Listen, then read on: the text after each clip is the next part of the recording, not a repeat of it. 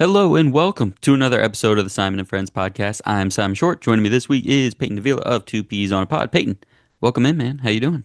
Hey, what's up, man? I'm glad to be back. Happy holidays to you and yours, and to all of our listeners out there. We are here to, give out some presents, so to speak, for the month of December, up at the late portion of the NFL season, kind of heading into the.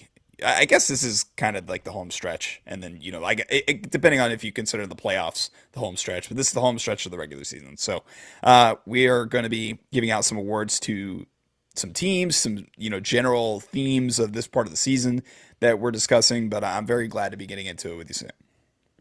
Yes, absolutely. Yeah, we say it every week. This is the monthly award show. This is where Peyton and I just take three things a piece of something interesting that's happening in the NFL right now. And Peyton, I don't know if it's the time of year where we're creating lists and we're getting ready for the new year. We're thinking ahead. I don't know if it's Checking the them draft show twice, with so to Ben, speak. checking it twice. Of course, absolutely. Um, but my awards have slowly been taking something that's happening this season and turning it into what's happening in the off season, which I feel a little bit bad about. But it's hard not to do that right now, where we're watching the games with two eyes, right? I mean, literally most of us, but one eye is on how does this actually impact the playoffs? And then the other eye is how does this actually impact the offseason? It's harder to stay present in the moment. But you know what? As you said, this holiday season for this next week or so of games, whatever games are happening on Christmas Day, I'm sure, let's work on being present. Let's just enjoy the football that's happening in front of us. But with that said, I have some awards that are certainly looking ahead and looking backwards and looking in all sorts of directions. I just thought about this, so I'm going to spring this on you. This is something I usually only reserve for Ben, so you're getting into the pantheon of guests now. This is the time of year we always say is the MVP race, right? This is where the MVP candidates kind of like fall off one by one. Say there's a primetime game that doesn't go well, we kind of just cross them off the list. Um, I'm not asking you for an order. I'm not asking you for a front runner. Let's try and real quick over like 2 minutes here. Who's in that MVP race and who's kind of at risk of getting bumped off and who's kind of maybe still in play for going. Obviously, we have Thursday night football the day this comes out. Rams Seahawks, right? I don't think Darnold is very much in that conversation anymore, but who knows? A four touchdown performance against the Rams maybe gets him back into the conversation. But obviously, Matthew Stafford is. I mean, he was our midseason MVP. I don't know. Is he still the front runner? Would you say at this point? For me, yeah, absolutely. I think that there hasn't really been anything to deter me from that. I think that if let's say that we go into this week against a Seahawks defense, it's been pretty impressive, and without I almost said Devontae Smith, Devontae Adams, maybe there's like a subpar performance, like from a Matthew Stafford standpoint. Let's say Seattle, beats them in a close game, and it's possible that Stafford has a couple turnovers. I think that there could be a shift to where because I really do think that it's clearly Stafford, Drake May, and then probably Josh Allen, Mm-hmm. especially after them kind of getting that signature win this late in the season over in that comeback against the Patriots. I could see the narrative for May and Allen being pushed forward if that does happen. I guess technically tonight in tonight's game, whenever this is coming Right. out. Mm-hmm. But for the most part, I expect it to be Stafford because of the NFC dominance across the entirety of the season. And like I said, barring an absolute like 3 game stinker from him, I would be really surprised if he's not the MVP. Yeah. Yeah, I think he's certainly the front runner. I think Drake May and Josh Allen are the guys kind of right on his heels. Maybe Darnold could get himself into play. I don't know. I mean, you probably got to at least win your division, right? So I don't think even someone like Herbert, I don't think he's going to have the statistics. I don't think Trevor Lawrence is going to have the statistics. Although the Jags making this push to win the division this late in the year is interesting, but I think that would those three guys, right? Darnold, Herbert, Lawrence would need those other three guys to fall off at this point. I think it feels like a three-horse race right now with Stafford, May, and Josh Allen for sure. And narratively speaking, like voters are human too, and Yeah. the optics of Josh Allen already having won an MVP, Drake May being in his second season, likely going to be in the MVP Yep. conversation going forward for a long time.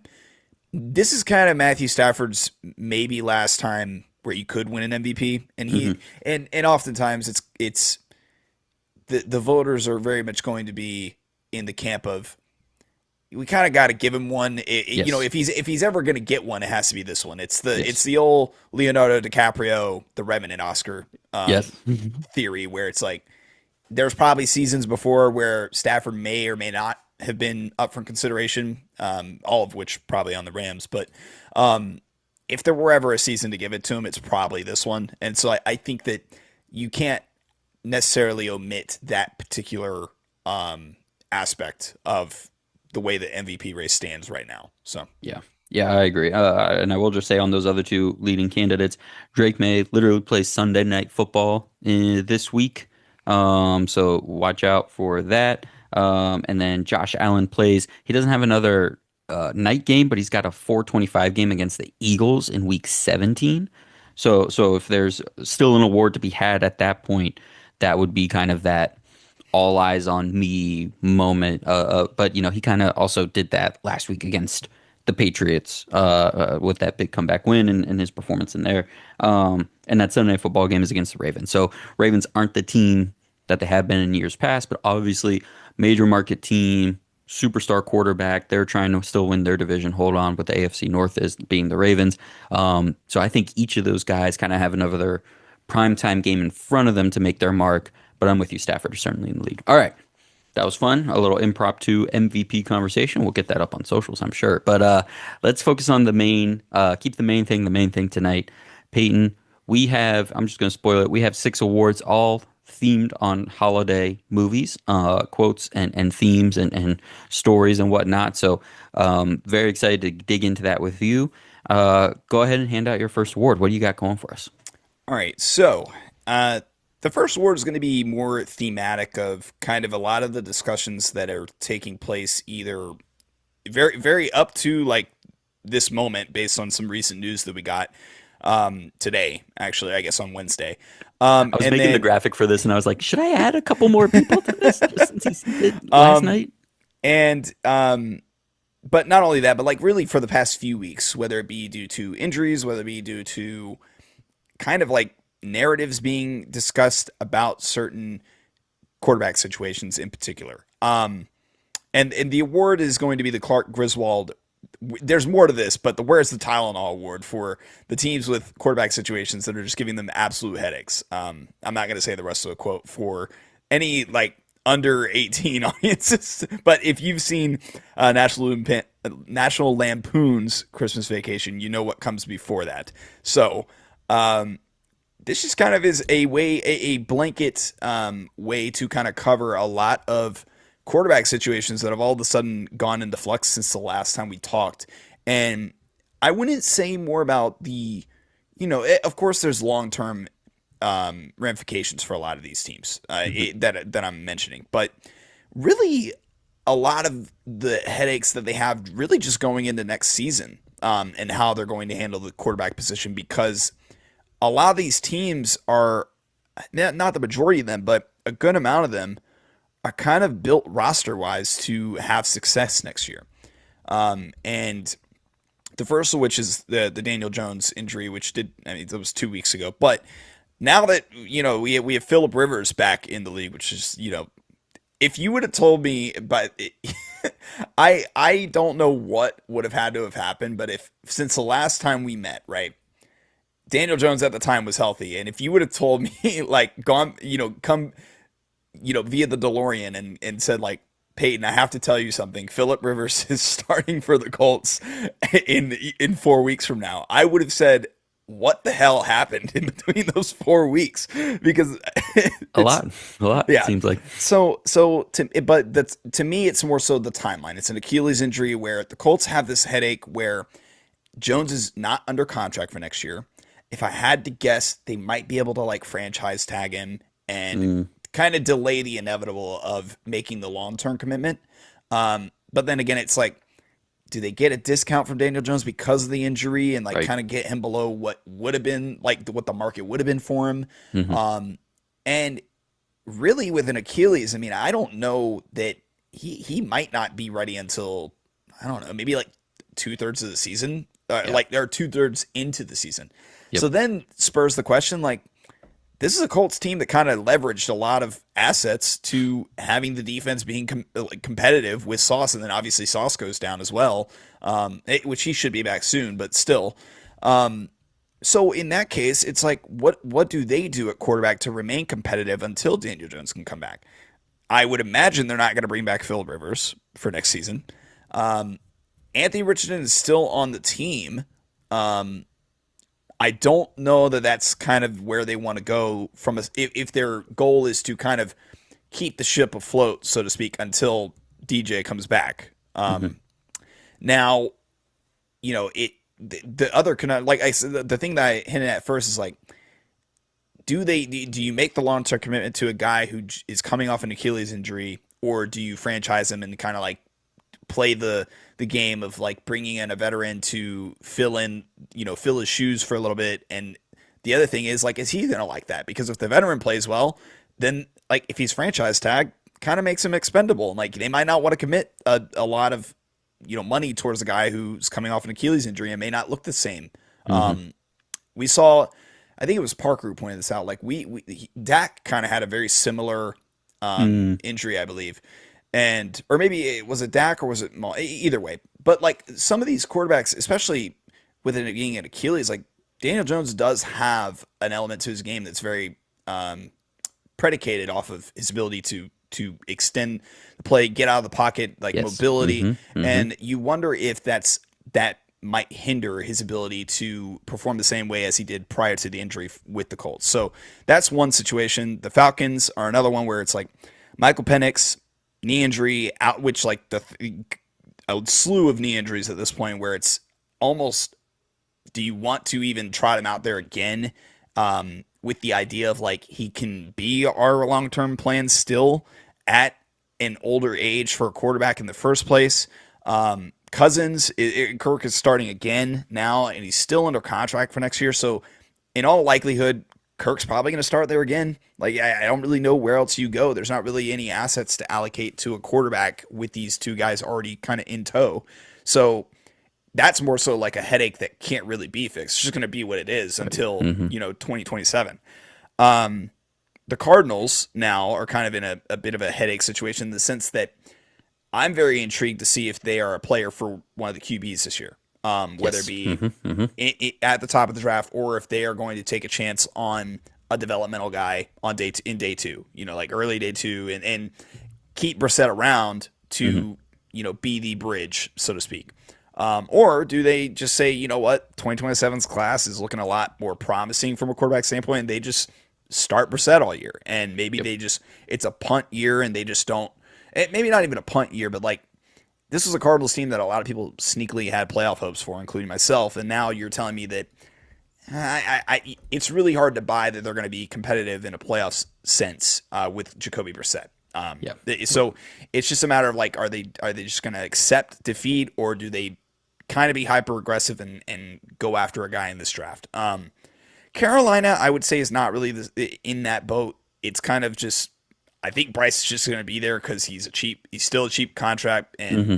it is what it is, and that the division is bad enough to where they're going to be competitive, still, even going into next season. And then now we have the new unsuspected situation where Tua has been benched for Quinn Ewers, and he is now QB3 on the depth chart. Zach Wilson is officially the backup. I will say this: kudos to Mike McDaniel, because I think just having the balls to do it is enough for me to say, like, you know what, he recognizes that this is a problem, and I honestly would be surprised if the organization didn't reward him for it by keeping him around next year, because it's very clear that he recognizes that this is a big problem with the team. Is the way that Tua has been playing. Now, the problem is there's not really a way that you can get him off the team next year. Like his contract is really hard to move, and I don't know that I haven't looked at the dead money situation for his contract, 45 mil if but I think that's if they outright cut him. I'm actually pulling it up right now, but I knew it was 45 mil if they cut him.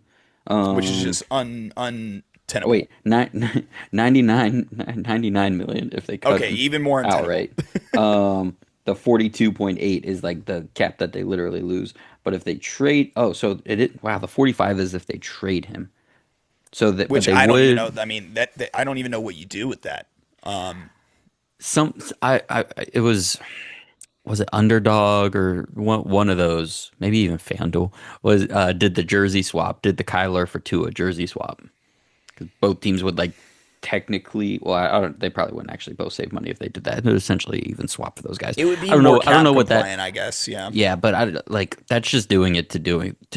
Both those, I would assume Miami would feel more interested in that than Yeah, Arizona, yeah. If this is like one of those who says no conversations, I think right? Miami Yeah. is the one, or I guess Arizona is probably the one who says no to that proposition. But it's more just about like now the Dolphins are another one of these players we didn't really.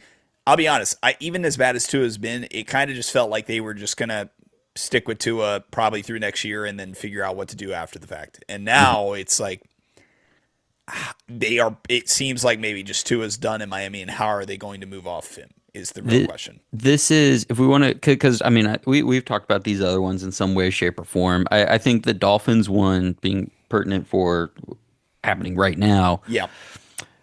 I have been Robert Mays from the Athletic started put this little earworm in my head about a month ago, and I wasn't with it for a little while there. But if you look at the Dolphins, they're just playing hard as shit, man. They like everybody on that team is playing as hard as they possibly can. And I've been wondering, me and Ben have been talking about this on the side. Like I've been wondering what does it get you to fire the GM in September, October, and not the head coach, right? It's one thing to let both stay through the year. It's one thing to fire both at the same time. It's one thing to fire the coach and not the GM. What does firing the GM get you? Okay, well, you're thinking, all right, we don't want this guy being the one to start getting us prepared for 2026. We know we need a new vision for the team, so let's move on from him. What does keeping McDaniel do? Well, it gives us a period of time where we're evaluating, hey, if we just think about him as a coach and set aside what the vision stuff is, how do we feel about it? And as a football coach, I mean, he has done things to help the run game, not to the degree I think that everyone's been talking about for the last few weeks. I messaged you about that the other day. But like the defense is playing hard despite being severely outmanned. The offensive line is doing things it hasn't done in several seasons. And there is something new about the offense every single year. And remember, they're doing this without Tyreek. Like at some point, they did stop investing in the offensive weapons, and there's still like some interesting stuff happening. So I think this tells us two things more so than this being a point for McDaniel to the owner to ownership to say, "Hey, I did this. Look how strong I am." I think this was another vote of confidence in them saying, "Hey, man, you can do this if you want to," because like we're not that invested into a long term, and maybe we're still invested in you. So like, let's see what happens. This isn't going to be if it comes down to the two of you, it's not Tua that's going to win this thing out. So this is Mike McDaniel having not only the cojones to do it, but having the organizational power to do it, and also he's keeping the rest of his team engaged, right? The rest of that team Monday night in Pittsburgh in the freezing cold, getting their absolute butts whipped because their quarterback can't throw it more than 10 yards and can't read zone defenses anymore for some reason.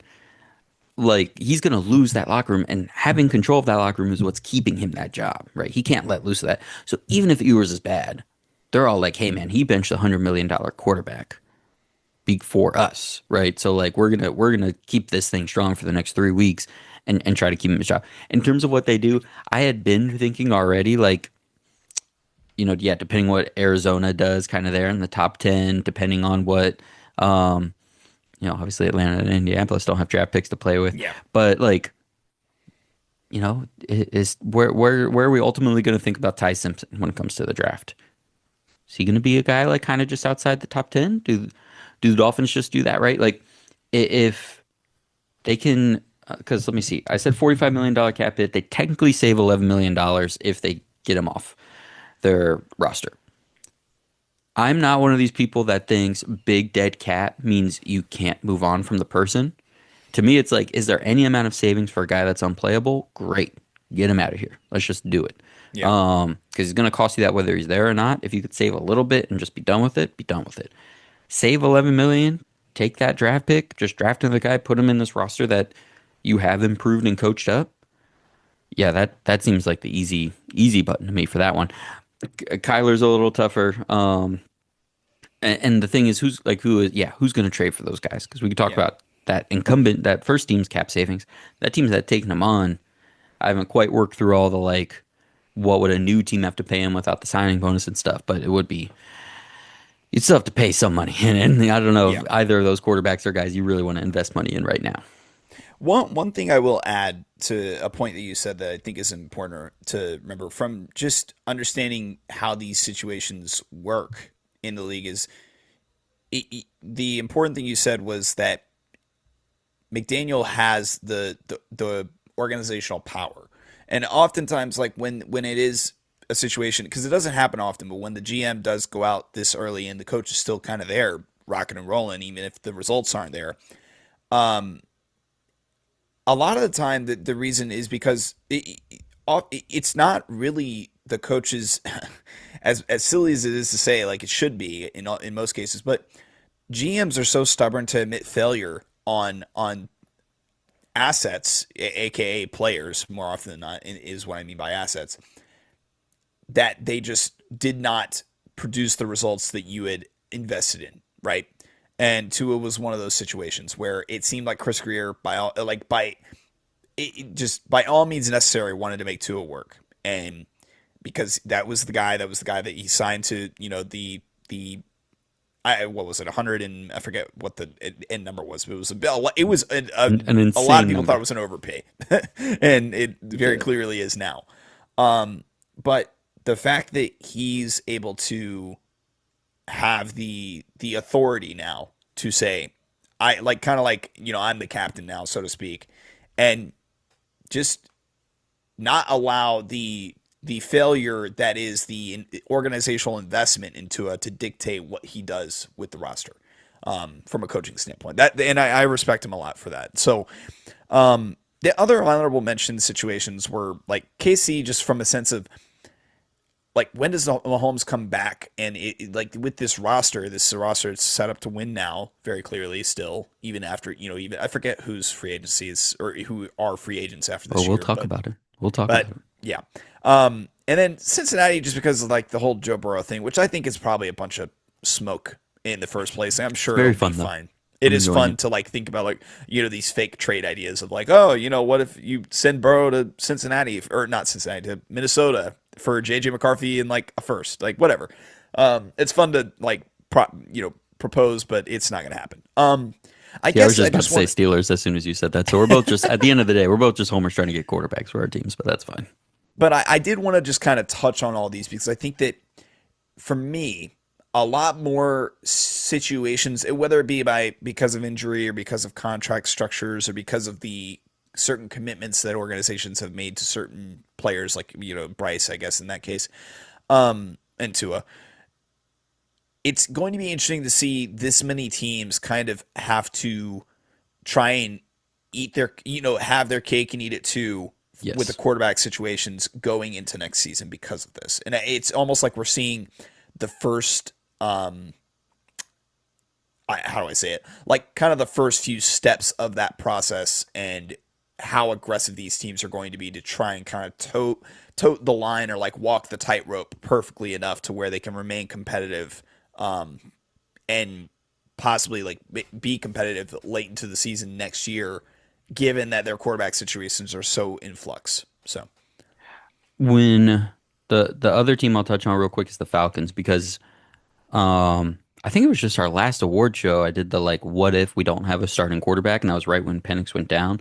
But here's the thing: if Atlanta is gonna at least be just as competitive as they have been, I mean, we just saw them beat the Bucks after they got the yeah, doors blown off of them by the Seahawks. But over these 3 games, if we see them kind of just be just as competitive, and Fontenot and Raheem Morris kind of still have Arthur Blank's ear, it would be interesting. Because as soon as it happened, right, I was just like, you wiped the slate clean.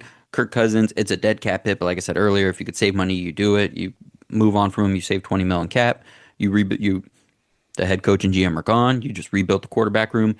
If Penix comes back healthy, great. You do a competition, but see what else you can do. You don't have a first round pick, but hey, move on. Um, but now I'm like, if they're gonna be kind of feisty and Kirk is gonna like work a little bit, they can look at Arthur Blank and be like, see, this is why we did both. Yeah.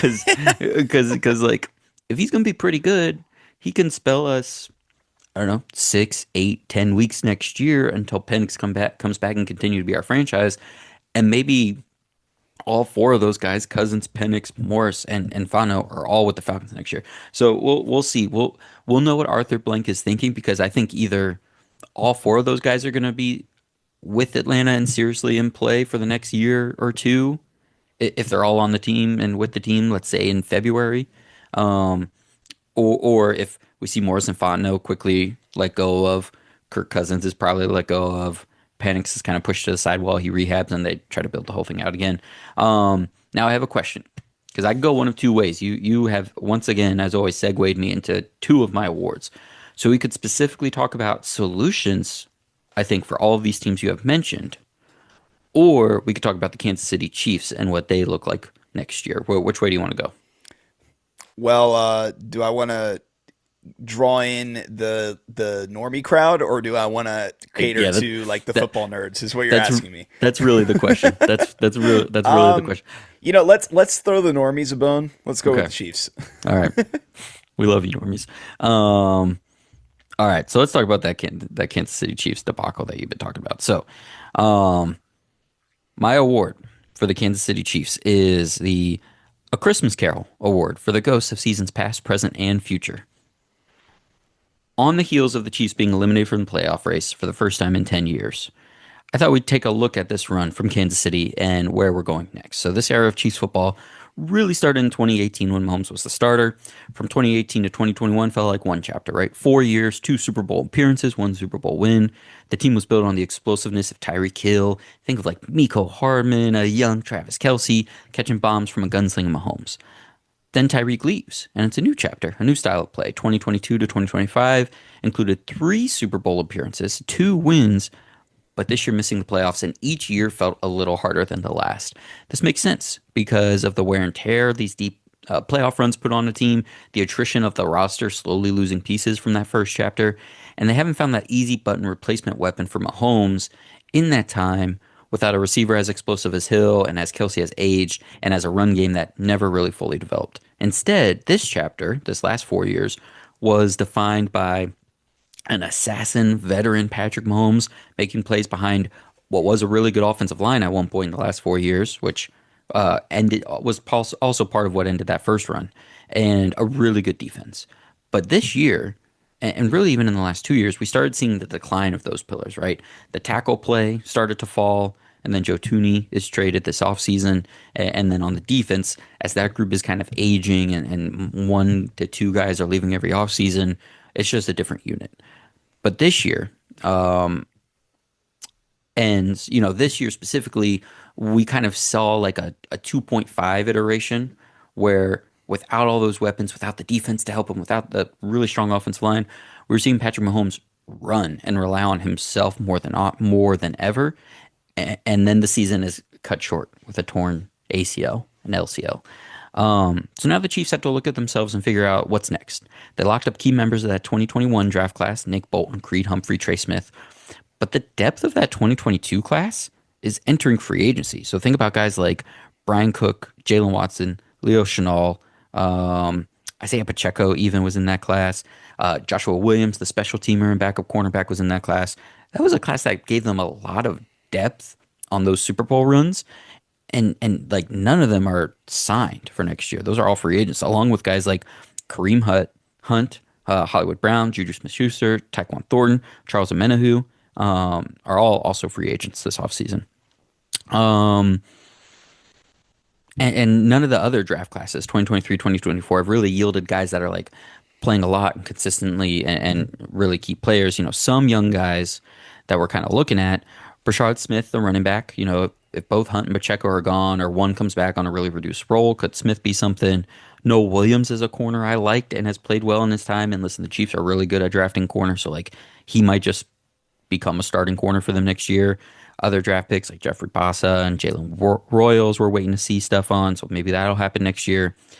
And there's some interesting free agent names. If we specifically look at receiver and O line, there's Wandale Robinson, but like, is that kind of just a different type of Xavier Worthy? Kyle Pitts is a free agent. Jacoby Myers, Romeo Dubs, Alec Pierce, Rashid Shaheed, Jawan Jennings.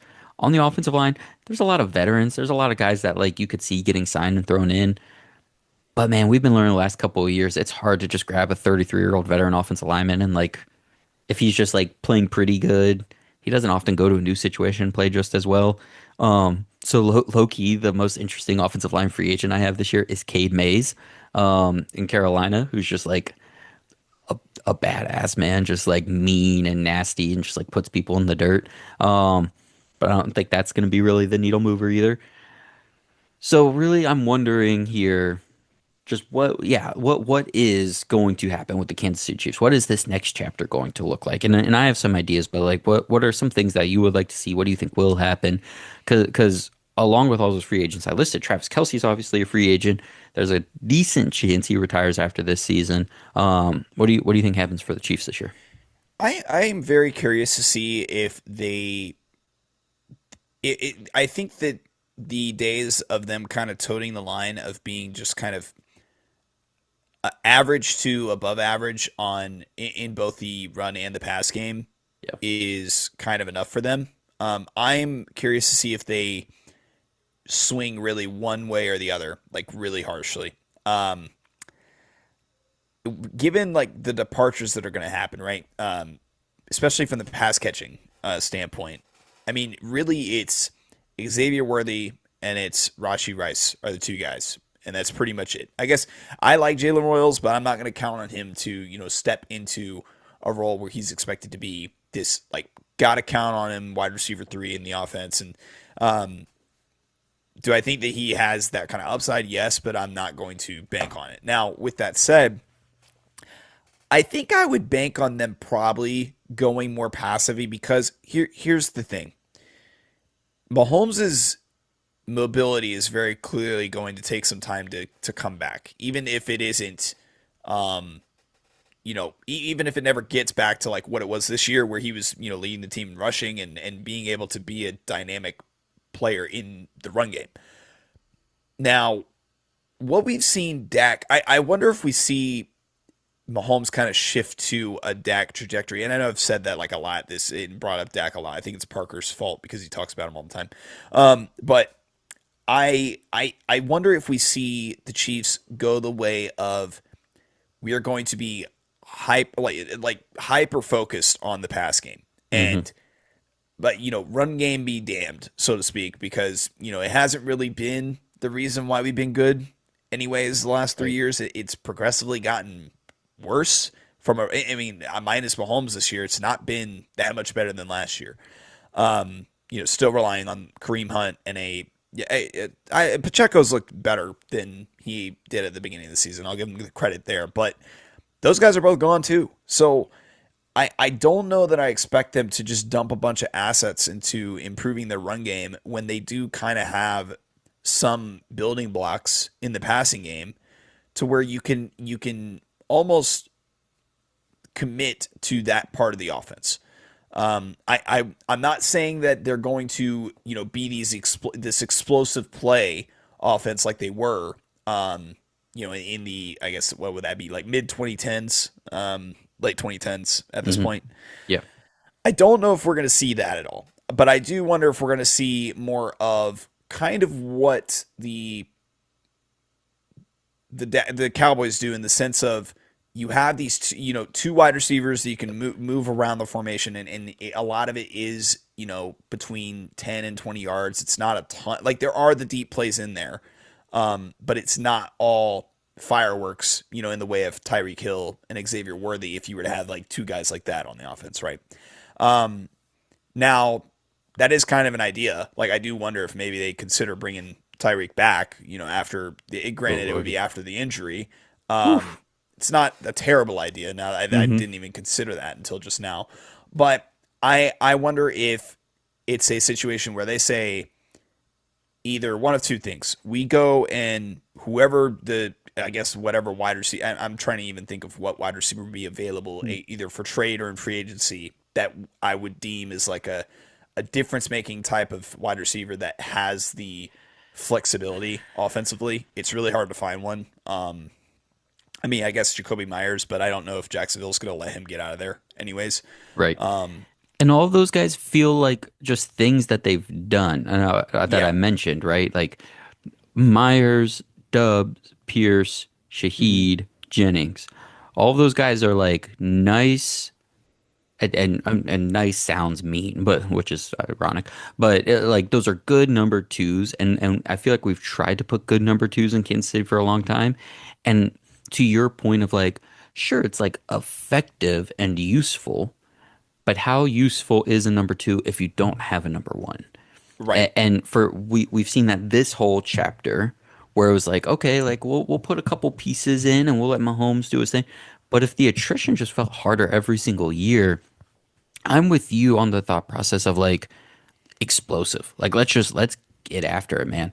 And like the most explosive guy on that is Alec Pierce, but like I don't know. We've seen like tall, fast white guy in this offense for a while. Like, is it not just gonna be Alec Pierce is better than all those guys that they've had Yeah. do it, but like he's not. He's better than Justin Watson. But like, is it just gonna be that, right? Is it just gonna be Yeah. that like with a little bit more effectiveness, Eh, or can you really get someone that's gonna do it consistently and bend the defense? And that's when I wonder, yeah, what's the splash you're talking about? Can we make one of these parts of the offense a top three thing again instead of both being like the eighth best run game or the eighth best pass game? Yeah. And part of that also is because the run game not being as effective as it has been. It's not like I understand that part of it is the fact that you're trotting out Kareem Hunt and Isaiah Pacheco as your running back stable. But I would be, I unfortunately didn't do good enough research, and that's my fault on this particular matter. Maybe because I didn't think I would take it in this direction. Yeah, we didn't dive deep But into the schematics of the Chiefs run game. but I think that I would imagine that they are not very high in the rankings of like the yards that are created for those two guys before contact. Just from the run game blocking design. Now it does seem like it's a little bit more suitable to like at least having a stable enough pocket for when Mahomes comes back that you're not going to have to rebuild this offensive line going into next year at all. It's pretty much the same guys that are coming back, I Yep. believe, almost entirely. Yeah, and I have something on that too. And so, for that reason, I think that just as a thought experiment, like this is very half baked because I don't know how it would work money wise or like if even the Chiefs would be willing to allocate this kind of draft capital, but I would be interested to see if they would do something like sign Jawan Jennings because I personally think that Jawan Jennings is somewhat interesting because I think Hmm. he Hmm. kind of does offer a little bit of both the downfield ability, Hmm. but Hmm. also a lot of that like short area, like winning in the same way that like a Jacoby Myers does separation wise, but has Hmm. more like kind of Oomph. lengthiness to yeah Yeah. he just has a little bit more body to him to make him more the type of receiver that can take advantage of what Mahomes does as a quarterback. Yeah. And him paired with Rice and then having Worthy as your kind of like speed gadget guy if he's healthy, obviously. And then Royals as a four is intriguing to me, but then obviously to me that's not enough. What I would do in in this particular scenario is then go and drag because there are a couple of tight ends that are actually worth their salt in this draft class. Like I Hmm. would be fascinated to see if let's say Kelsey retires and they just say, you know what, this has worked for the last decade. We're gonna go and get Kenyon Sadiq Hmm. and Hmm. just put him in, and he is basically like this supersized, even more of a built athlete than Kelsey ever was. Really, Hmm. and no offense to Kelsey, but like Sadiq is just a different type of why in a lot of ways, and I think that having some kind of offseason plan like that for the Chiefs is something I can buy into.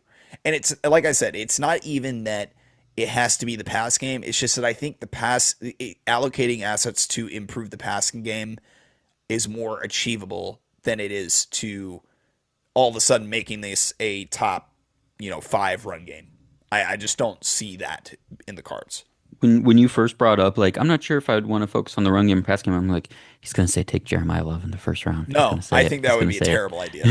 it. No, I'm actually on the opposite end of that. But to your, I mean, honestly, like the thing with that is to your point on like the offensive line probably isn't going to change. There's good players on the offensive line. They've just Yeah, been like Wanya Morris is playing right now. Mike Caliendo is playing right now. And here's the thing, you have to improve the depth. So that's where going in the mid rounds and consistently drafting guys in the mid rounds every year is really helpful and not just taking. I know I gave flowers to Noel Williams, but like just getting another corner so you have six really good corners all the time. Like, can we start helping out the offensive line a little bit when we do that? Because I went through this and I was like, they have the least amount of cap space going into next year. But they can quickly get out of that, right? They if they restructure Mahomes, Chris Jones, and Trey Smith, they like easily create, I think, like 35 million cap space. There's not a lot of good cut candidates. Jawan Taylor is the only one, which I'm sure a lot of Chiefs fans will say to do that. But like, do you want to test the depth even more by doing that? right. Because then you're just starting Jalen Moore at right tackle. You're hoping Josh Simmons comes back and is going to play left tackle, and then you just start back with Wanya Morris as your swing or like a rookie as your swing. Like you, I don't think we're in the business of doing that right now. But if that's your offensive line and you do want to commit to it, like I don't know, maybe Love would be interesting. But I would rather, if we're thinking about draft, like go up and get a little preview if you're gonna if you check out Box Score Network YouTube as well. Ben and I are doing a mock draft Friday night. Um, go get a Carnell Tate. Go get an explosive wide receiver that's gonna be that physical, like true.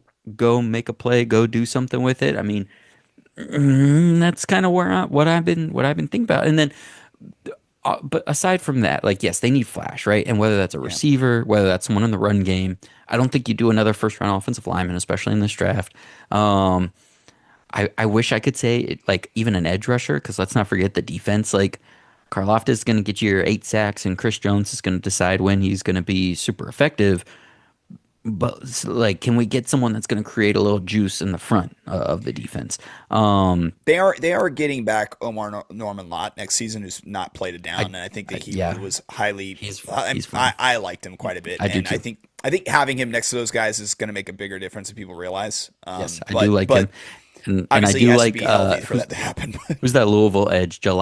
Oh yeah, Gelati. Ashton Gelati. Yeah, He's also fun. But another like what's his real say? But yeah, unfortunately in this draft, I don't know if there's a guy like even an Arvo Reese. I don't know if there's a guy yeah, that's going to become that 12 plus sack a year guy. So like then you're like looking at, day two picks. So if you were going to really be making all in push on making like what's the biggest splash investment we can make this year? I do think it might be that trade up in the yeah. first round for somebody.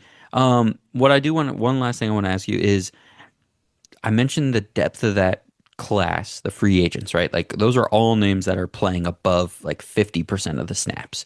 And like Brian Cook is a starter. Chanel is like Mhm. nominally a starter. Watson's a starting outside guy. All those receivers are essentially start. Would you want to create that cap space and just bring those guys back and then make the big push with the draft pick and try to or are you like, man, this hasn't been working anyways. Let's move on from that depth. Let's take the money for a free agent or trade splash, and then let's keep the draft picks to replenish that depth. Which I of those avenues do you like? looking at their more recent draft classes, I'm tempted to kind of keep the faith that they are going to be able to find a couple of serviceable guys in the day three picks, especially like in I guess I would say that like third round and on because Hmm. even if it's not the entire draft class, like nobody hits on every single pick, but like Right. Jaden Hicks has been fine. Hmm. I mean, in his second year, I would say that, um, like you said, Noel Williams, rookie, has played well enough in the limited time we've seen him. And then you have like Chamari Connor, who is still, I believe, on his rookie deal, right? Who's probably, if you let some of these guys walk, like he's probably going to be, if you let Josh Williams walk, he's probably going to be And playing he's a lot more, played big snaps at yeah, some at different at points points for in them. time. Hmm. I would say that the likely outcome is they they probably keep the faith and maybe let one or two of those guys. Like I think they probably let Brian Cook walk if I had to Hmm. guess. He's probably And going to get paid. Yeah. yeah, and Leo Chanel, that's kind of the tough one. I would be.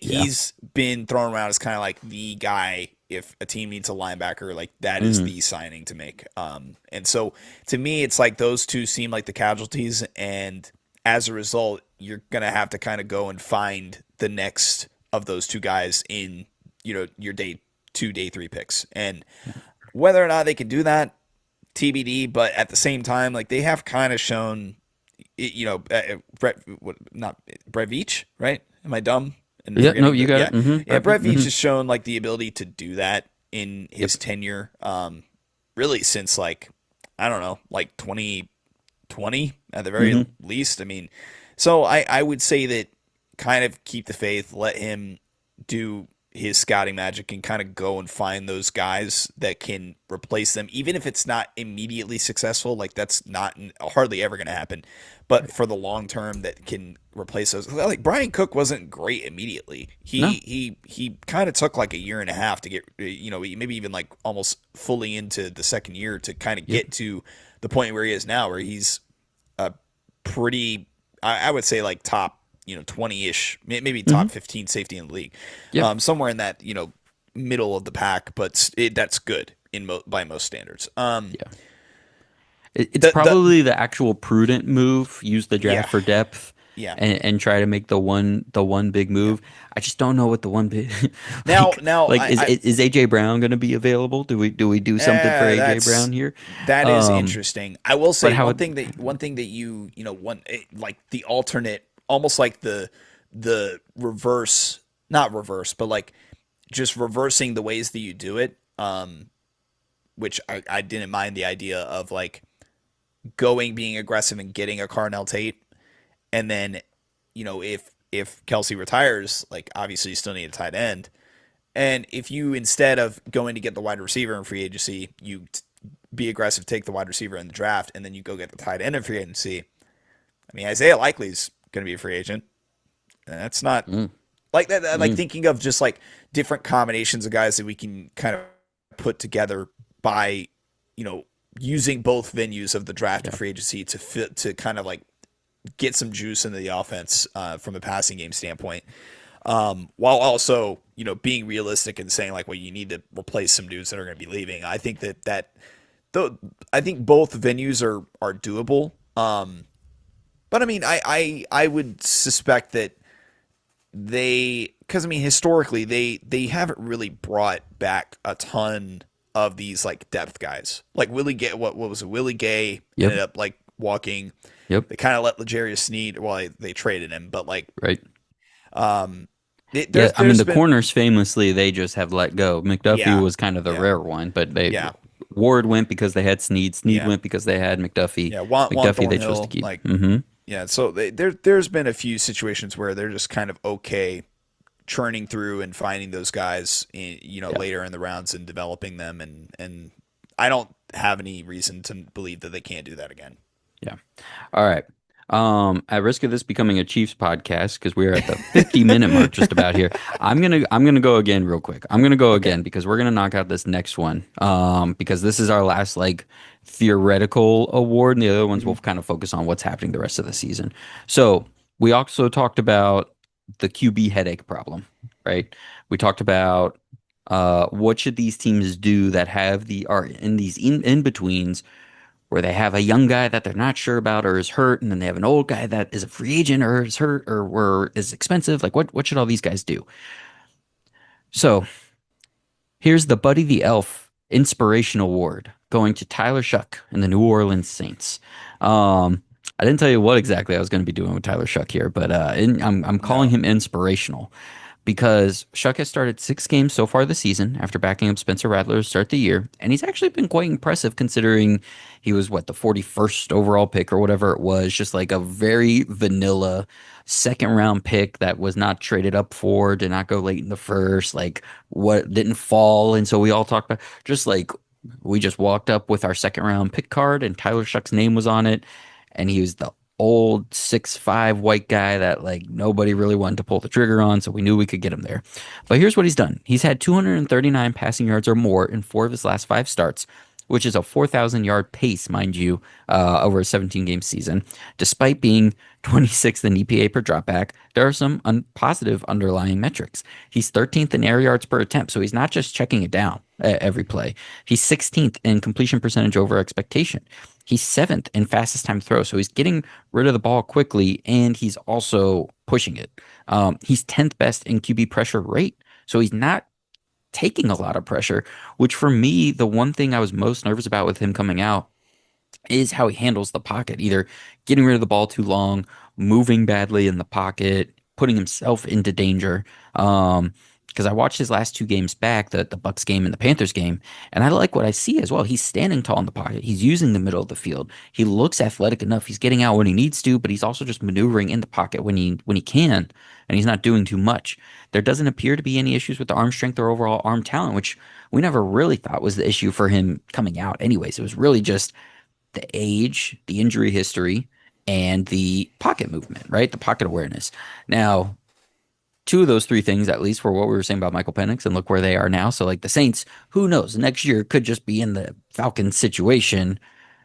But hey, he's the second round pick that you're paying $2 million to, that you spent the 41st pick on.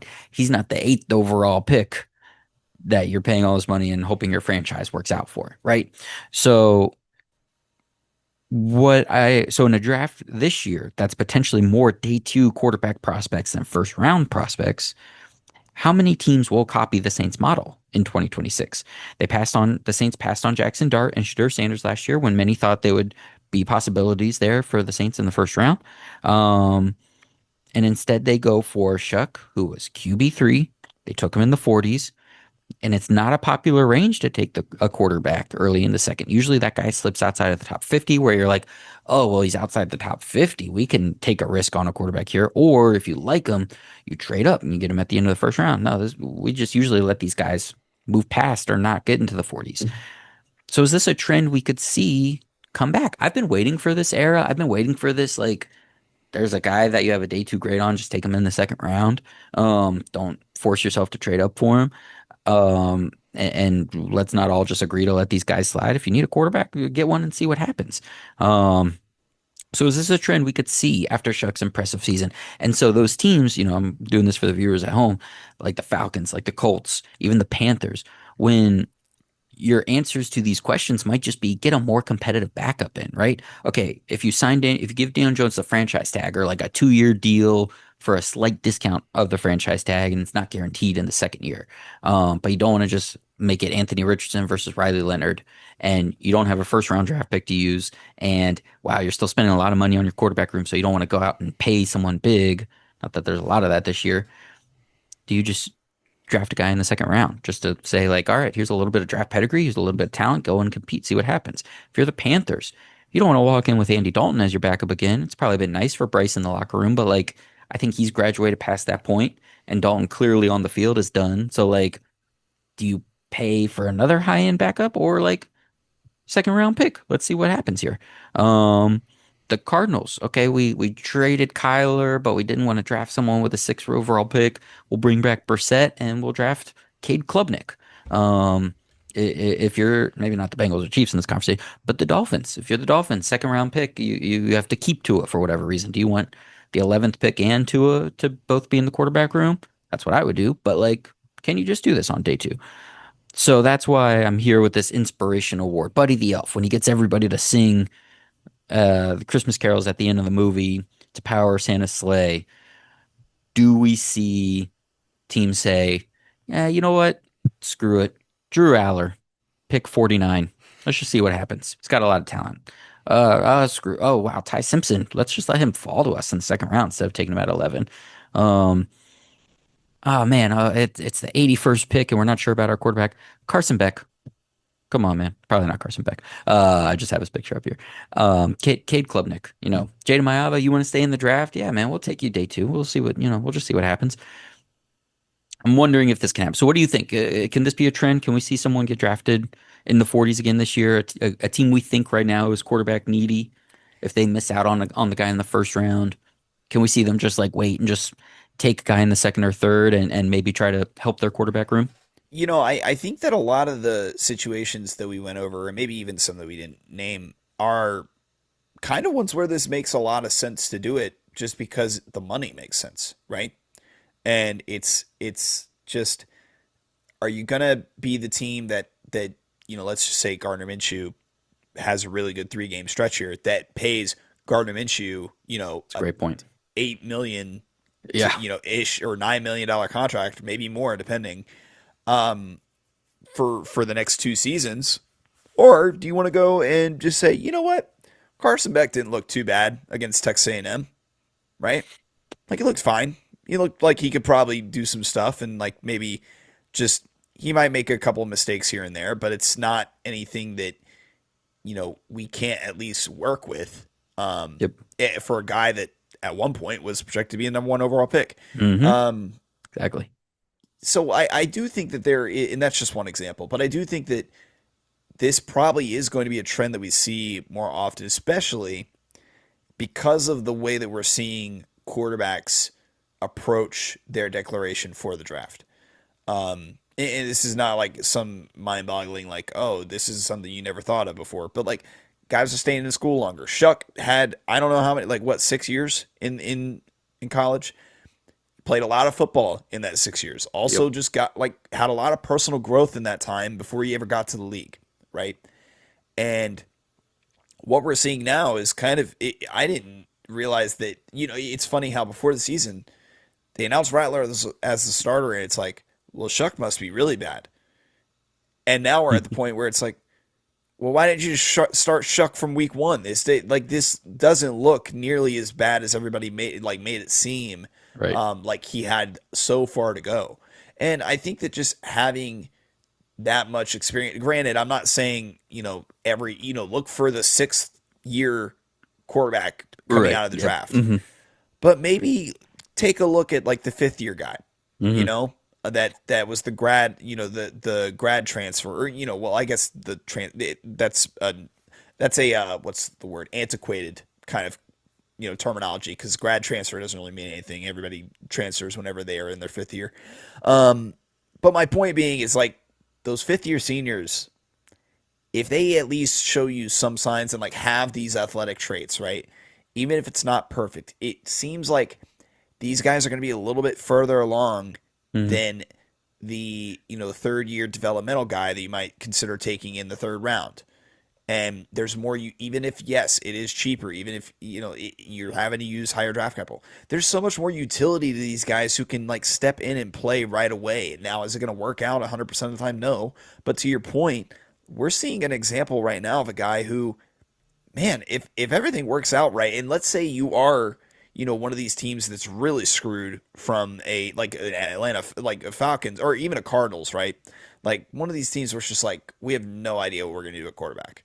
um, it would be a huge value to you just to spend the pick. And I'm not saying that it doesn't matter, but ultimately, like, if the management that's in tow or like in place is screwed anyways, that is a bet that I would be willing to make, is trying to find the guy who is a a huge value contract for the first, like, even more so than the first round Hmm. guys, like, Hmm. paying, what is it, like 2 million for like a Some top. yeah, let me look at what Shuck's cap hit That is is right now. just insane value from a sense of what you can do for the rest of the roster, Yeah. building wise. Because if, let's say, you're a GM and I don't think that the Falcons would do this because they already got, the assets that they have allocated to both Kirk and Penix. But, you know the I would say, like, I'm trying to think of, I mean, do you think that, I can't remember his name now. You think the Cardinals GM is kind of like in a Awesome Ford. precarious Hmm. situation? No, I think he's good to go. I I think think he's he's fine fine. too. I was trying to think of like which one of the like GMs might be in a precarious, like, will they stay, will they go? That's not Hang Atlanta. on. I Um, quick plug. I just did this with Ben last week, 2 weeks ago on his channel. While we're doing that, let me throw up a quick plug Box Score Network. Check out the pods on Box Score Network. Make sure if you want more draft content, like the things Peyton and I are talking about, you're going to the Box Score Network YouTube channel because we're having these conversations and getting ready to do real draft content, like mocks of big boards very soon. Scouting reports, player profiles are up. Pro Football Enterprises with Ben. I just had this whole conversation about a coaching carousel.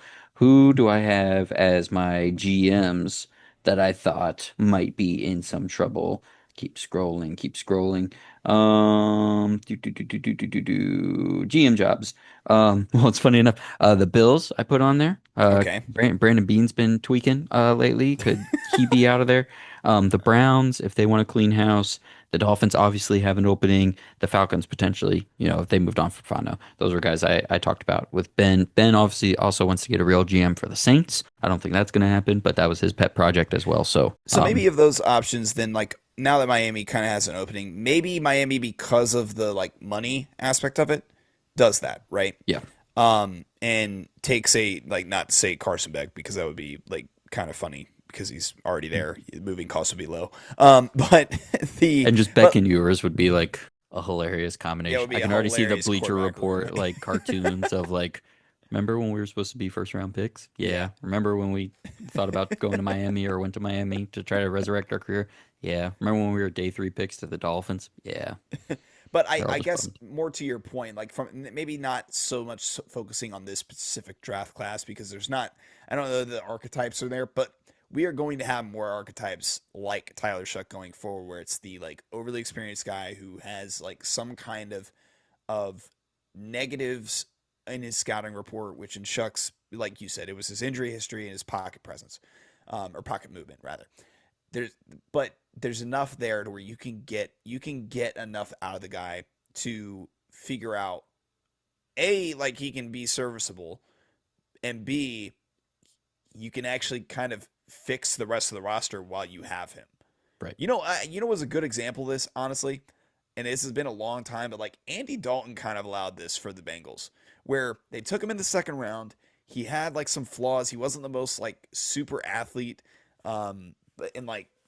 but ultimately they built a really competitive and like good roster on that Bengals team.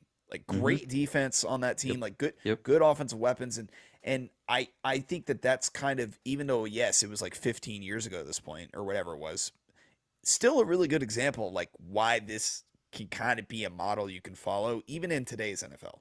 Yeah. And I know it seems like a lot of the team building type stuff can't apply to current day, but that specific type of team building strategy, so to speak, or like element, I think in the case of this, this Shuck experiment that we're kind of in the midst of, can be pretty applicable. I mean, look at what if we look at what the Saints are going to be able to do because they have Shuck, and if Shuck is going to be able to, play well enough to play for the next, let's say, season at least, right?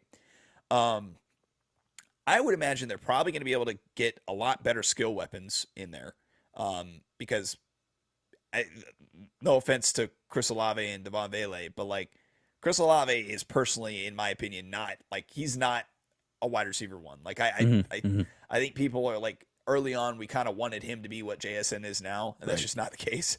Mm-hmm. Um, and I mean I think that that's one thing they can fix. The other thing is like I think that by having Shuck, like they're gonna have a lot of freedom to fix, like really pump some youth into the defense Yep. that needs it badly. And so I think it's just if you can have serviceable play, it works wonders for the rest of the roster. It's like a domino effect in a way that doesn't really seem apparent right now because the Saints are not that good, Yep. but I think it will end up paying dividends for them. Yeah. The second round pick that doesn't work out is not nearly as detrimental as the first round pick that doesn't Yeah, work out. Um, especially and late because first round pick. Yeah, right, and because Shuck worked out, now you don't need to spend your first round pick this year on a quarterback. Remember, hmm everyone thought like quarterback was a given for them this year, right? yeah, And they're in a situation now where like sure maybe they could if there was like multiple ceiling raising quarterbacks, but that's not the case right now, and they're not going to be in the top two, and they don't need to be aggressive to try to get there. Can do is say we'll just go back with Shuck for another year. First round pick, yeah, wide receiver, defensive end, corner, safety, whatever. They can do anything else, and that can provide them so much more value both financially and draft asset wise that they don't have to spend it on another quarterback. All right. That's enough about Chuck and day two quarterbacks. You guys don't care about all that. That was for me and Peyton. All right, Peyton, take us to your next award. Our next three awards are more about what's happening down the home stretch of the season here. So who you got? All right, let's talk about some like real football that's happening and not just, looking at cap and looking at, free agents and contracts. And I'm going to talk about a team that has impressed me on one side of the ball in particular. And I talked about this on my podcast this past week as well. But this is my Kevin McAllister, this is my house, I have to defend it award. And it goes to the Houston Texans. And currently, I think unanimously, maybe Seattle is kind of like the other team that people consider, but I think that the majority of people would say the Houston Texans over the course of the entire season have been the best defense in the league. Hmm. I am pretty confident that just based on the defense, and like the offense has been actually better than I think people realize, Hmm. especially more recently. But focusing the conversation on the defense, I think this is a defense that can lead the charge as like the AFC team that nobody wants to play in the wild card round. And I like honestly, it would not shock me at all if this Texans team makes it to like the AFC Championship and competes, and it's and the main reason why is because I think this defense is. I don't want to say they're carrying the team. Like I honestly think that the Seahawks defense is carrying the team more than the Houston Texans is at this point, which is surprising because I would have like early in the season I would have thought that it would be flip flopped a little bit. Like we Yeah. thought that the Seahawks offense was going to be fine, and it is kind of fine, but not as good as we thought it would be. Mm. But Houston, getting back to that conversation, their first in defensive EPA drop back by a lot, like significantly. Like Seattle is second, but it's like it's by like twice as much in point value, which is a Yes. significant gap. Hmm. Hmm. DVOA, they're like second in overall. They're first in passing DVOA. They're fifth in rushing DVOA. So everything is kind of just clicking on all cylinders for this Houston Texans defense. The thing that I like wanted, and both the teams that I'm going to talk about, I'm going to kind of talk about in this same way, so that we can kind of hone in on like the second how they're playing this particular like second half of the season and how we think that'll carry over into the playoffs. I'm looking at their possible opponents, right, in going into the play because really it seems like as long as they don't really screw up, they're probably going to make the playoffs, right? Hmm. Granted, the seeding is kind of the only thing that's up for, but they're probably going to be the 6th or 7th seed. What I wanted to look at is, their possible opponents that they have the ability to win with primarily the run game versus Hmm. Houston. Because really, if there's one like kind of weak link in the Houston defense, it's like the run game. They're like Yep. 10th in rushing EPA per play, which is still Hmm. good. Hmm. Hmm. But Hmm. like, if you're gonna beat the Houston Texans at all, you kind of have to be able to run the ball, Yes. is what it seems like. Um, and I wanted to kind of hone in on the teams that I think they could play in the playoffs and what that looks like for them in the run game. And it seems like there's not really like the elite of the elite run games. Nope. The only one is Buffalo. Yep. Buffalo's is like the only one that really scares me if they were to go up against them. Now, the thing is with Buffalo is like there's not a like super high likelihood that they play Buffalo. Right. Like because Buffalo's probably if let's just say Houston stays at the 7th seed, which is likely, Buffalo's probably going to be like the 3 seed, and so they just aren't going to meet until the conference championship. I believe is how that would work. And so really, it's likely that Houston's path is going to include in the first round New England, which yes, Travion Henderson and Ramondre Stevenson have looked good, Hmm. but I Down to down, it's not a successful enough run game yeah, to sustain throughout a game against a defense as good as Houston's, even if their run defense agreed. is a little susceptible. Yeah, Mhm. and that's kind of my like the odds are that they're going to play New England, Jacksonville, or Denver in the wild card round. One of Yep. those three. Yep. And none of those Denver is like the best of those three, and they have that's probably like the worst matchup because Denver is ninth. But then again, like RJ Harvey just got hurt, so they're going to be trying out Jaleel McLaughlin and Tyler Beatty and Bo Nix doing basically his best Patrick Mahomes impersonation at that point because of the lack of dynamic runners in the run game. And that's Denver's really ninth because of like the early success that like J.K. Dobbins had and Hmm. RJ Hmm. kind of being like the Right. explosive change of pace guy. Now Right. it's a little bit different. So I really think that it looks like they're going to have a pretty favorable path given what the strength of their defense is because you're going to be playing a Drake May who's been great, but Hmm. we have yet to see Drake May play in a playoff game. Yep. And So it's not a great run game. They have a no, young offensive line. Like their best young offensive linemen are the young guys. So those yeah, guys getting in their first playoff game when they've both been banged up throughout this part of the season yeah, against Daniel Hunter and Will yeah. Anderson and like yeah, certainly. I certainly see what you're saying. Jacksonville, like Trevor Lawrence on an EPA per play basis, has not been very good. Granted, Jacoby Myers coming in has changed that a little bit, and he's gotten better with him. And their run game can go off, but it's not the Yes, steady week to week thing that you can always expect. But the run correct. game and those, I mean, well, actually, a lot of those backs, a lot of that production they got recently is through the air. But like, what game is that? I mean, the Chargers defense, they ran for a buck 92 that one game, Yeah, yeah, a buck 50. But like, the literal run game on the ground did not sustain for the Jacksonville Jaguars the way it did the first 4 weeks. yeah. So, and like I said, like Denver's the only one that really kind of would worry me. Yeah. And the thing is, Denver and Houston played earlier in the season at the point in which like when it kind of seems like both these teams formed into what they are probably going to be late in the season.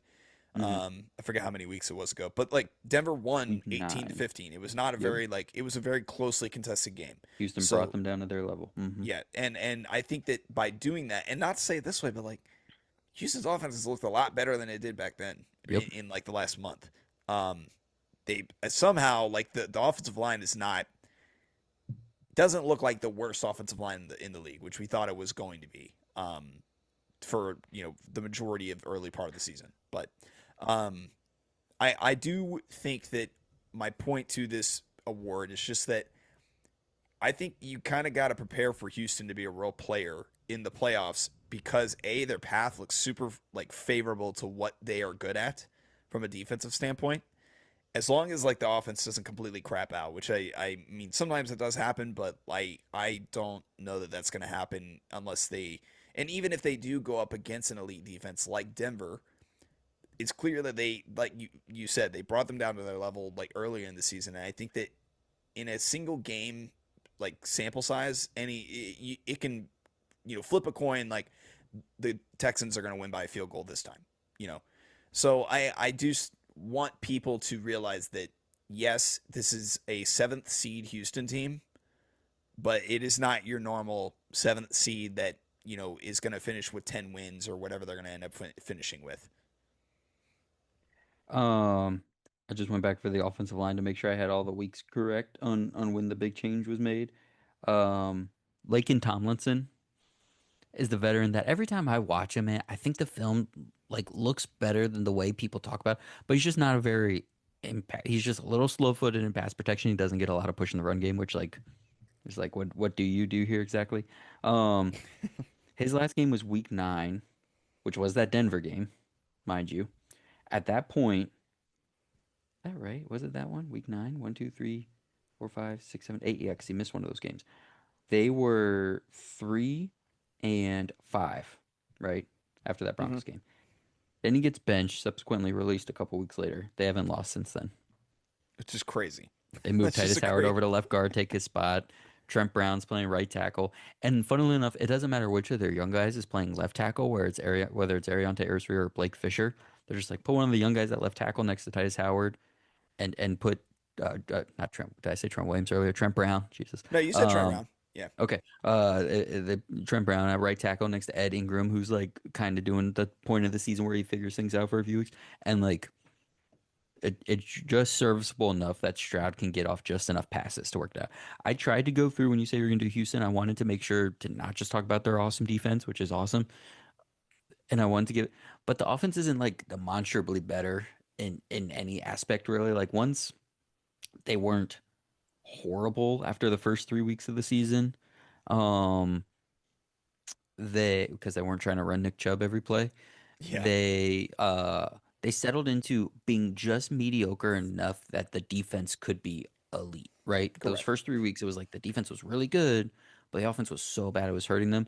But then from weeks 4 to, yeah, like week 9, 10, the offense was like just mediocre enough. But now it's like, now the offense might be like just below average, which is maybe just like half a step above mediocre, but that might be good enough with the way this defense is playing.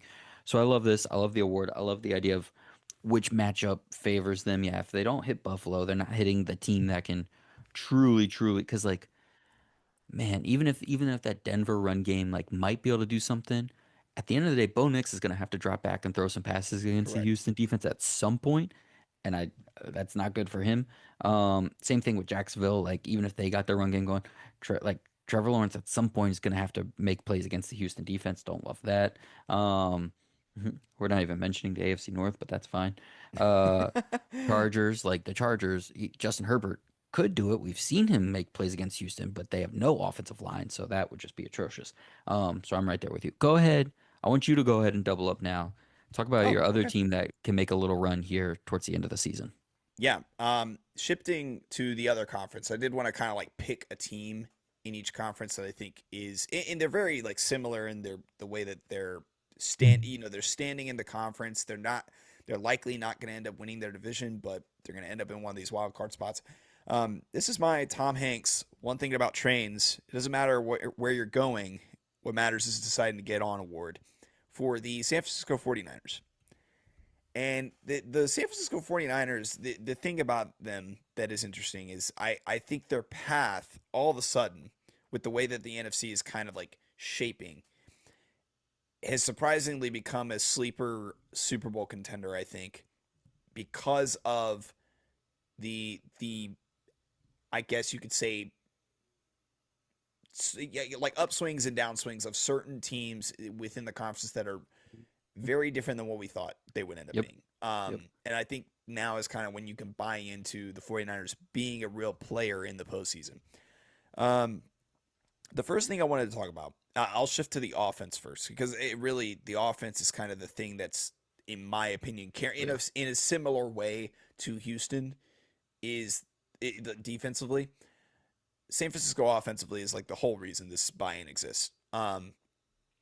Granted, Ricky Pearsall I think just went down with like, what was it, like a low ankle sprain, so like he may be out for the next 3 weeks, but he'll probably be back for the postseason. Um, the big thing is overall the season, they're sixth in offensive DVOA, they're fifth in passing DVOA, they're 22nd in rushing DVOA. But like let me provide a little bit of context to that because that's like overall the whole season. For a couple things, first, when he's been healthy this year, Brock Purdy is third in EPA per play, like so much better than people. Like I was And that's a with number that one. Bears game. That's crazy. Yeah, I was a number one hater um of Brock Purdy. Like if you go because I was team Trey Lance, I was like let Trey Lance play, get Brock Yep. Purdy, this like Mr. Irrelevant guy, out of here. And I have very quickly like become a Brock Purdy defender, which I would have never thought would have happened to me. Um, I think part of that is because my co-host Parker is a not fellow, but like a certified Brock Purdy hater. So So you had to I take the other side. Yeah. yeah, um, I he has looked really good when it just from a pass. Like there has never been a game where I watch the 49ers pass game and I'm like, man, Brock Purdy could have done a little bit more. It feels like he is doing everything in his power that he can and playing to a level that I didn't think he was really capable of, Hmm. honestly. Hmm. Whether a lot of it is, like a lot of it is probably, going to be allocated to scheme and Shanahan, like making his job, which is fine. Like if that's the case, Yep. sure. But somebody's got to be the vehicle for it. And it seems Hmm. like Purdy's a pretty good vehicle to make this offense go from a passing perspective. Um, the other thing I want to know, so George Kittle was out for a while beginning of the season, which also like George Kittle pretty good at blocking also. Like Turns out. just Yeah. yeah, Who it knew? turns out. Um, since Kittle's return in week 8, and mind you, also Juwan Jennings returned in week 6, and he had like that cracked rib situation, so it probably took him probably a couple weeks to get acclimated. So I wanted to say week 8 because I think that's when both those guys really kind of got healthy at the same time Yes. Hmm. and came back. San Francisco is ninth in EPA per play overall. They're ninth in dropback EPA, and they're 13th in rush success rate. So like that DVOA number is really skewed because the beginning of the season was really bad, Couldn't do anything. and and it seems like really since both of those guys have been back, the run game has gotten a lot better because both those guys are pretty good in run blocking. Yeah. Um, and I think it's important to remember that like tight ends aren't the only pass catchers who are important to block. Like wide receivers, I should say, who are good run blockers are so valuable in specifically the Shanahan tree. Like they are almost like a necessity for it to work to the fullest extent. Yep. Which is why you see like McVay get all these like blocking wide receivers all the time.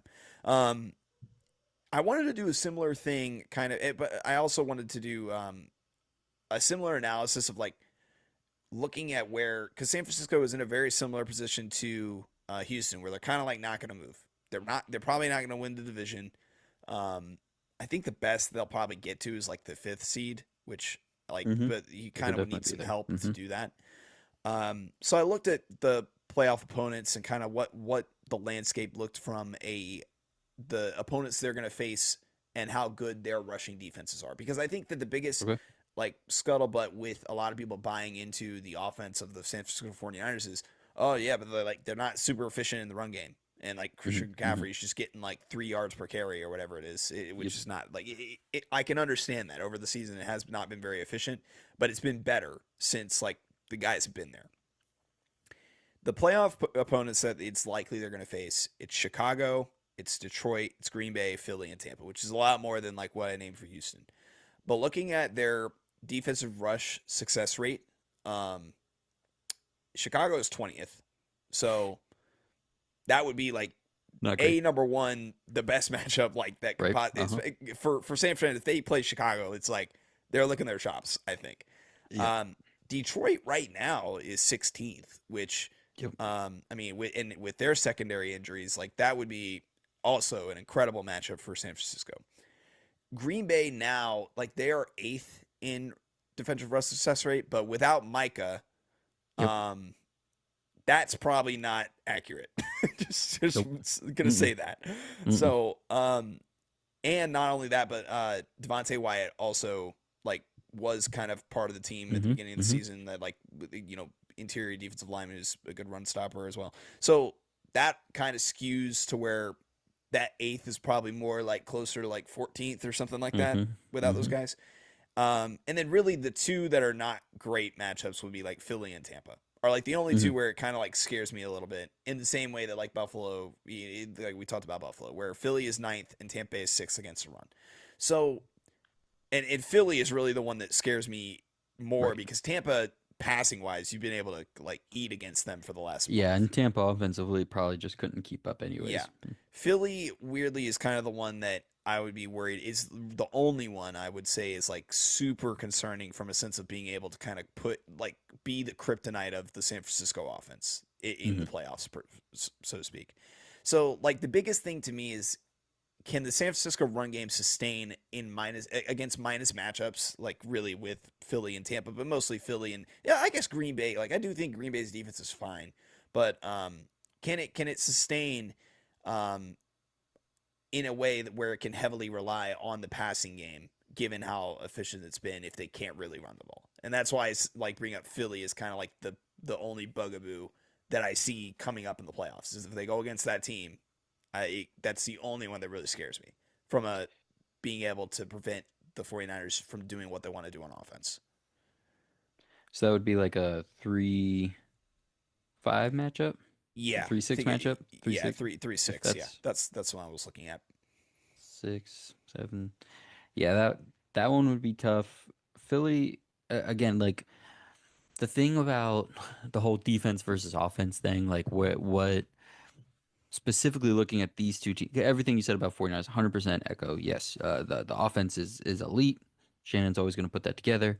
Shanahan plus Purdy plus Kittle plus McCaffrey is a top five offense.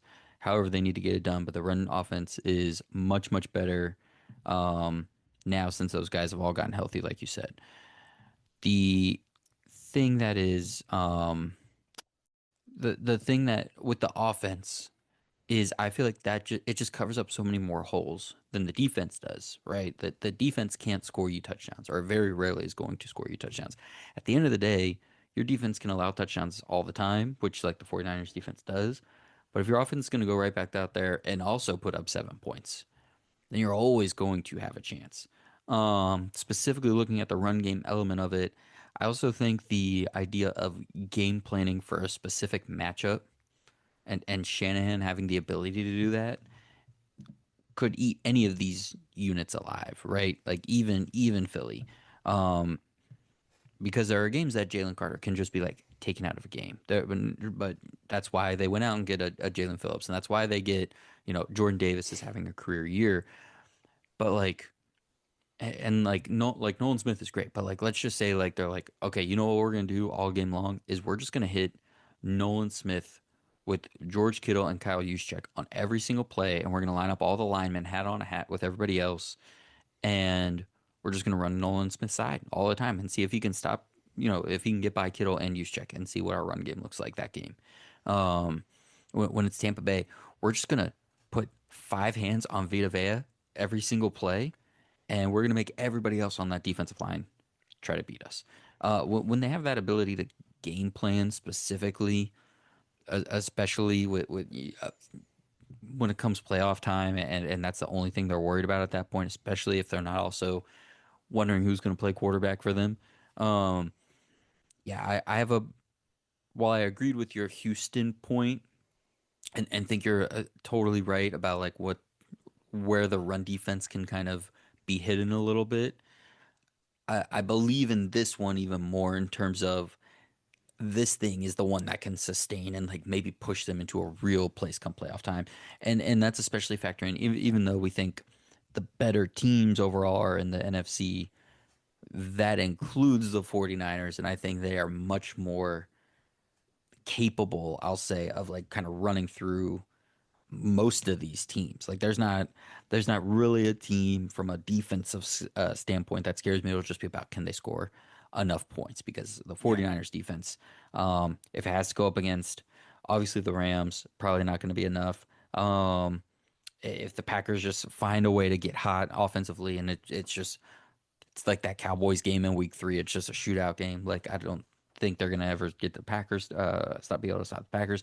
If Philly is on that day, I don't think they could stop Philly from an offensive standpoint. But I agree. I think you're right. I think San Fran's offense is gonna be able to do whatever it wants in the playoffs with any of these matchups Now, until maybe one the Rams. yeah, one more note. To actually like it's specifically just a really small note regarding San Francisco's defense. Like it has been very good for me. Like you said, like they allow touchdowns all the time. But I will say, overall DVOA they've been like around like 24th, 25th, 23rd Yes. in pretty much every category, which is like not the worst defense, but you're not good. Um, I will say since week 8, which I know that that seems like a really like specific week I'm picking, but it's just kind of like when this team came to be like the full version of themselves from a health standpoint, Once they even settled without that Fred Warner is yeah. gone, Bosa's gone, we traded for Keon White. Like we know who our roster is Yeah, for this I say season. ironically, like I didn't really mean to say like fully healthy. I just meant like more so like the finalized version of like this is the team that we're heading into the remainder of the season with, and like Yep. our guys are back, so to speak, minus the ones who are out for the year. Since then, because the one thing that I was surprised that they were able to do is without because Michael Williams, even though he's a rookie, like was kind of from day one, it was this guy's gonna be good versus the run, even though he Hmm. definitely can't rush the passer. Like that dude Hmm. sucks against like whenever you're trying to get to the quarterback.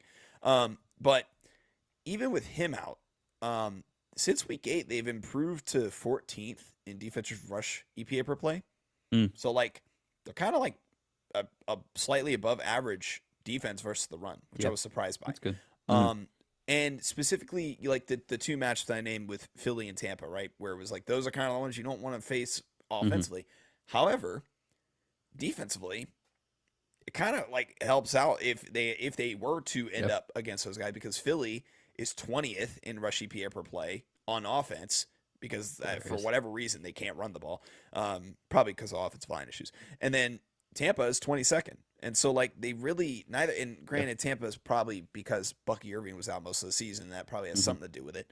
But hmm point being that like even the teams that seem like bad matchups for the San Francisco offense, there's at least like an element to maybe our defense can actually impact, like be an impact unit Yeah. in these specific matchups to the point where even if the offense isn't on that whole day, like they can at least eliminate one of the like key elements to both these teams on their offense and still make it a likelihood that you're able to kind of still have enough of that offensive production, even if it's stymied a little bit, to win in a playoff situation against those two teams. So Yeah, especially if we're looking at that potential first week matchup. yeah, De Even like Detroit's offense, even though the metrics still love them, like has its off weeks. Tampa, Philly. I talked about Shanahan and game planning. Solid game yeah, planning. That defense was its one saving grace, really. Even at the beginning of the year when we thought mm-hmm. they were going to have Bosa and Warner.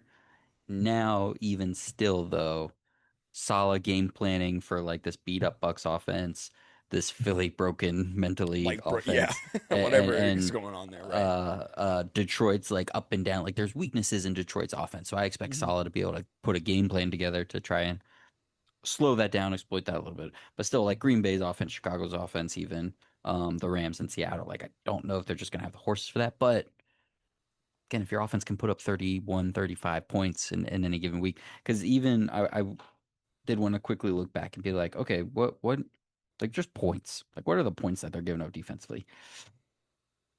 Still not good. That 26 to No, Houston in it's week not. 8, 24 to the Giants in week 9, 42 to the Rams, so which like, okay, you get, but again, like that's the team you're trying to play against. 2020 or 22 to the Cardinals week 11. This is a good stretch. 9 to the Panthers, 8 to the Browns. Okay. But then 24 to the Titans just now, but that was kind of a blowout, so there's probably garbage time in that. But we'll see. They have the Colts, and then they have the Bears and the Seahawks to end the year. So we're gonna get to see what that defense does.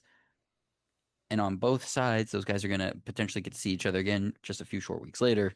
Yeah, So we'll see what it ultimately looks like. But yeah, I'm with you all at the bottom line for your award. I completely agree. I think this rush offense and the offense overall are going to be just fine in playoffs.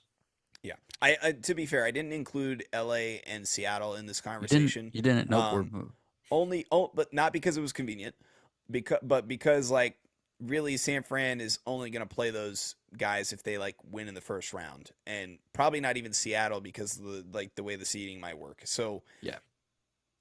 I will go ahead and say if they play LA, they're probably screwed. Like sorry, like the LA is just good, really good. Unfortunately But for they did most beat people, that's them. probably the case. They did They beat did. them with Mac Jones. So I've seen crazier things have happened. But yeah. Anyways, All right. Well, we talked about the Packers, we talked about the Lions, we talked about the Bucks here a little bit. This is going to be a quick one. This is unfortunately ending on a more of a sad note. This is kind of a bummer, but every year we do this kind of thing where we get to a year, a bunch of people are banged up, a bunch of teams are hurt, and unless you're a fan of that team, you don't always remember every injury, right? And we always end up saying something along the lines of gosh, I don't remember a year like this where wow, this many important injuries, this many key injuries, or this team's so ravaged by injury.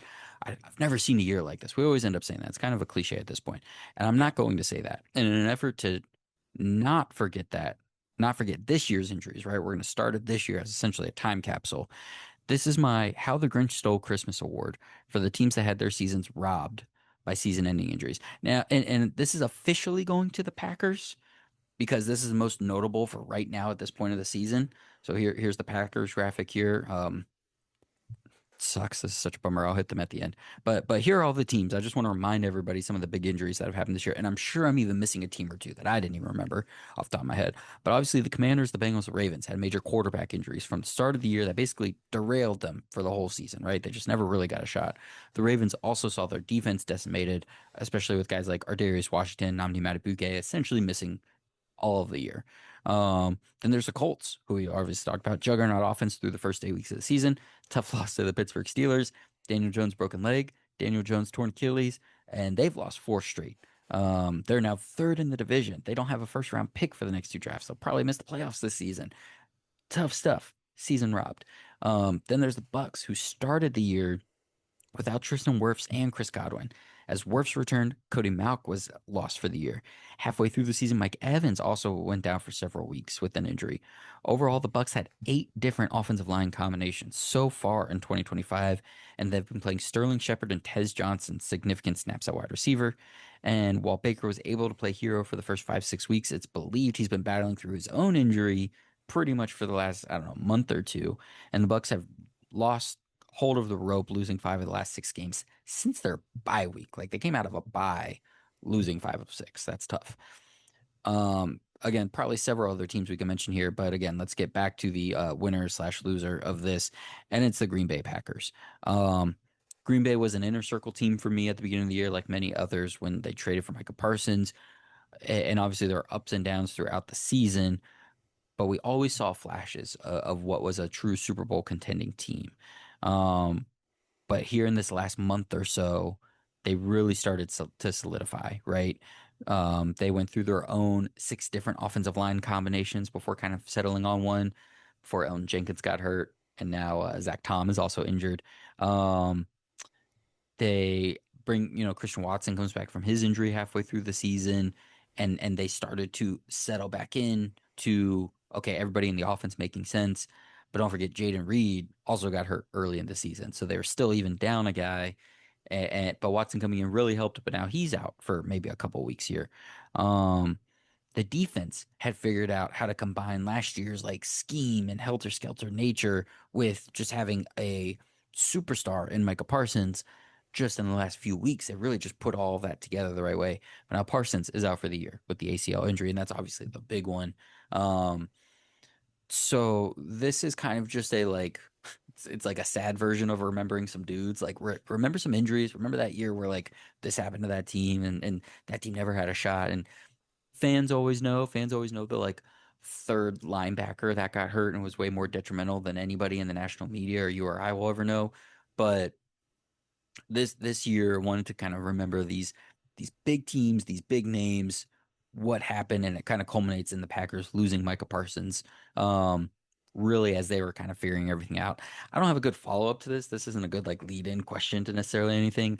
I guess other than do you have a take on like Green Bay can still be an inner circle team without Micah Parsons, and if not, like anything else on any of these injured teams? Maybe if there's one that you're like especially bummed out for or anything.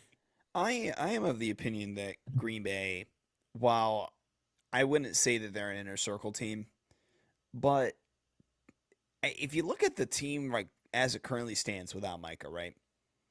Is it really that much different than the team that almost beat San Francisco in the NFC Championship Right. game? Like Exactly. I just don't think it's that far off from being a contending team. Granted, is it like if we get to the NFC Championship game and it's the Rams versus Green Bay, I'm probably going to guess it's going to be like a 5.5 point Yeah. line in favor of the Rams, and I would imagine that yeah, the Rams are going to be heavily favored in that game. But we've seen Green Bay do this with worse rosters around Jordan Love at this point. Um, I I I do understand that maybe the defense is going to be, especially from a passing standpoint. That's kind of like where I worry about at this point. I know that Mm, it's, I do think that versus the run, they're not going to be as good, but they're going to be fine.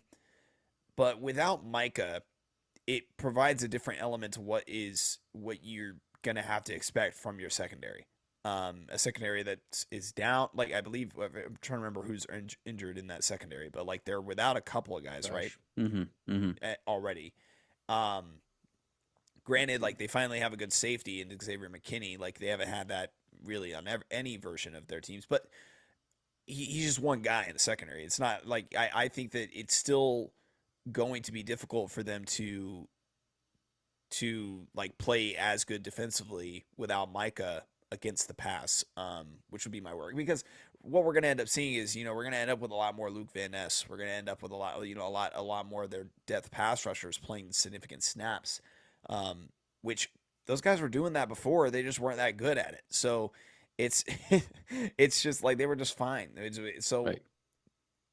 with that said, like ultimately this Green Bay team just feels like a lot of Green Bay teams over the past few years at this point. It's kind of just the same guys that were there already because they luckily have drafted pretty well Hmm. and kind of do have some depth that whenever you lose a guy like Micah, your season isn't actually like completely over, which is Yeah. crazy to say that you're able to do that, but they I don't think that I think people are discounting them a little bit too much Yeah. as a result of the Mike injury Yeah, personally. it wasn't a big leap for them to go into the inner circle, right? They were always just kind No, of right outside of it, and this was right. just like the little hop into it. Um, and this just kind of like hops them right back over. And if anything, in a lot of ways, their offense has seemed more efficient. Well, that's not true because the running game hasn't been as good. If these other guys can come back healthy, and to your point on some other defensive players, Van Ness is coming back from a foot injury. As of when he didn't practice Wednesday. But I think they're expecting him to potentially play this week. And then Evan Williams, the safety, Mm, was injured. Now they've made a lot of investments in defensive backs and just like pretty good players, but Evan Williams has become really good. So like that is tough, and especially you're talking about like the pass defense, what that's going to look like because the corners, like Nate Hobbs and other guys that they've brought in and relied on this year haven't really taken off.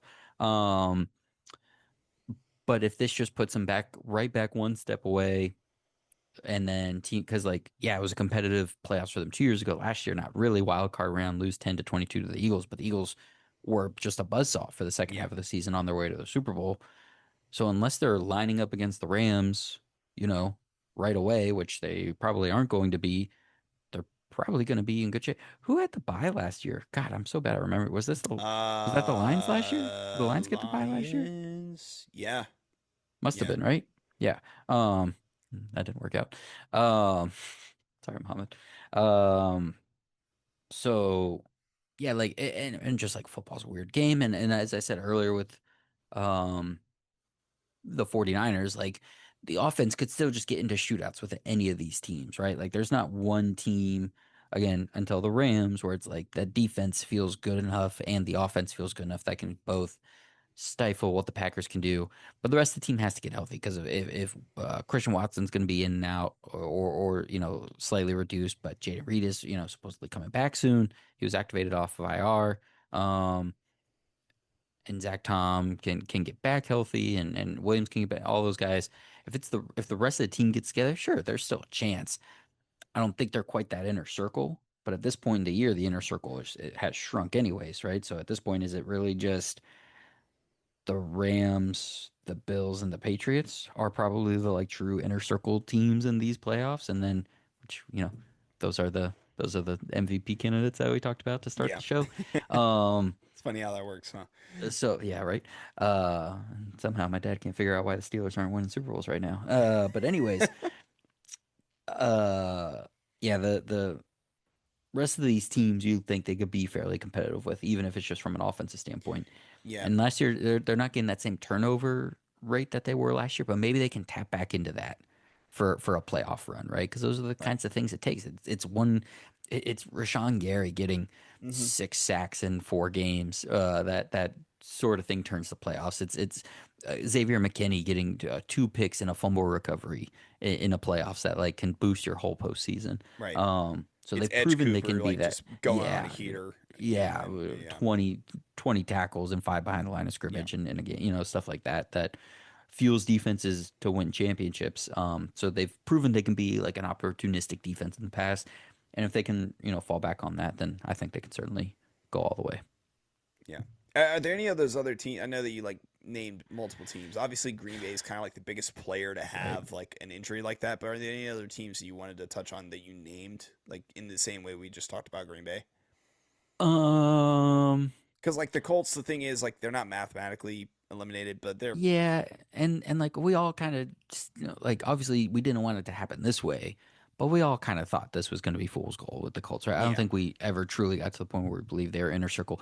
The Bucks, even though it was like it's a bummer that from the start of the year they just never really had a chance, but like at the end of the day, did we think the Bucks were going to win a Super Bowl?